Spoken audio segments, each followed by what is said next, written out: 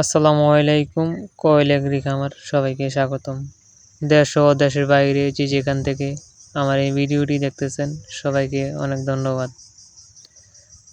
প্রতিবারের মতন সকালে চলে আসলাম খামারে, কারণ আজ কাজ একটু বেশি, কারণ নতুন ইনকিউবেটর থেকে বাচ্চা বের করবো আজকে, তার জন্য বুড়ার ঘর ঠিক করতে হবে। তো আমাদের এখানে প্রচুর ঠান্ডা, তার জন্য সারা রাত লাইট জ্বালিয়ে রাখতে হয়। তো দুই একটা লাইট আমি জ্বালিয়ে রাখছিলাম, তো সবটি লাইট এখন জ্বালিয়ে দিতে হবে, কারণ সকালবেলা প্রচুর ঠান্ডা, তার জন্য বাকি একটু গরম প্রয়োজন। তো দেখা যায় প্রচুর ডিম, তো এগুলোকে সংগ্রহ করতে হবে সবটি, তো কারণ সংগ্রহ করে একসাথে রাখতে হবে। আজ আবারই যারা আমার কাছে ডিম নেয় হকার, তারা আমার কাছ থেকে ডিম নিয়ে যাবে, আমারে ফোন দিয়ে বলছিল। তো যাদের লাগবে এরকম ডিম, কয়েল পাখির বাচ্চা, রানিং ডিম পাড়া পাখি, আমার কাছে সংগ্রহ করতে পারেন। আপনারা এসে দেখে বাছাই করে পাখি নিজের হাতে নিয়ে যেতে পারবেন ইনশাল্লাহ।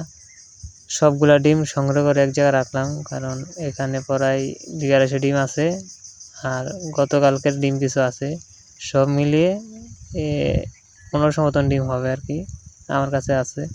তো আজকে নিয়ে যাবে এগুলা। তো সবগুলা পাখির আদার দিয়ে এখন পানি দিতে হবে, কারণ আমার পাখি একটু ভিটামিনের ঘাটতি আছে, তার জন্য আমি ভিটামিন হিসাবে এটা ব্যবহার করি। আপনারা কি করেন কমেন্ট বক্সে জানিয়ে দিতে পারেন। তো সম্পূর্ণ কাজ শেষ করে এখন আমার বুড়ার ঘর ঠিক করতে হবে। সে হলো আমার বুড়ার ঘর। মূলত আমি এখানেই বাচ্চা বোর্ডিং করে থাকি।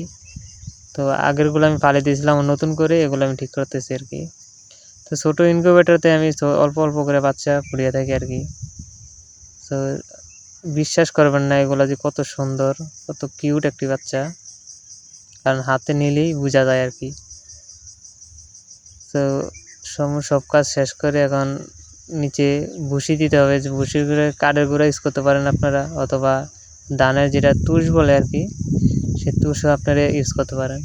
এখানে আমি ইউজ করার জন্য কাঠের গুঁড়া ব্যবহার করবো আর কি নিচে, যেমন ছোটো পাখি ঠান্ডা না লাগতে পারে, তার জন্য আমি নিচে ভুসি ব্যবহার করতেছি, কাঠের গুঁড়া।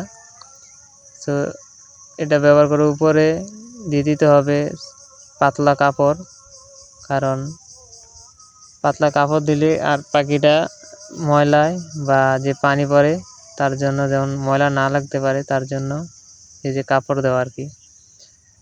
তো যারা যারা আমার এই ভিডিওটি দেখতেছেন অসংখ্য ধন্যবাদ, আর লাইক কমেন্ট শেয়ার করতে ভুলবেন না। সো এগুলা বড় আদার খাইতে পারে না, তার জন্য আদার গুঁড়া করা প্রয়োজন। আমি সোনালি ফিট আর কি যেটা বলে নালিশের, সেটা আমি ব্লেন্ডার করে একদম গুঁড়া করব, কারণ ছোটো পাখি বড় আদার খাইতে পারে না আর কি।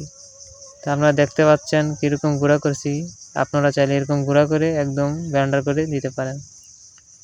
তো পাখি দেওয়ার পর সর্বপ্রথম লাইসিউড ব্যবহার করতে হবে, কারণ পাখিটা বাড়ানোর পর একটু ক্লান্তি থাকে আর কি, তার জন্য আপনারা লাইসিউড ব্যবহার করতে পারেন, বা 1 চামচ চিনি আর লেবু রস ব্যবহার করতে পারেন আপনারা।